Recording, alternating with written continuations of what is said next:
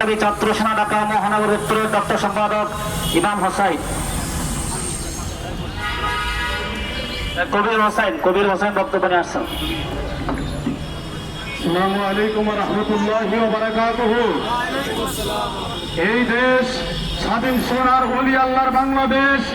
এই দেশের মধ্যে একজন আলেমকে সর্বোচ্চ পর্যায়ের ইজ্জত দিতে হবে।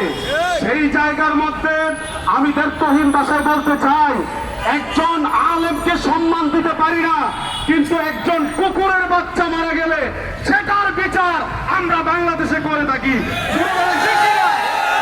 একটা কুকুরের বাচ্চা এবং তার মাকে মারার কারণে যদি এই বাংলাদেশে বিচার হতে পারে, একজন সর্বোচ্চ পর্যায়ের শ্রেষ্ঠ আলেমকে হত্যা করা হলো দিবালোকের ন্যায়।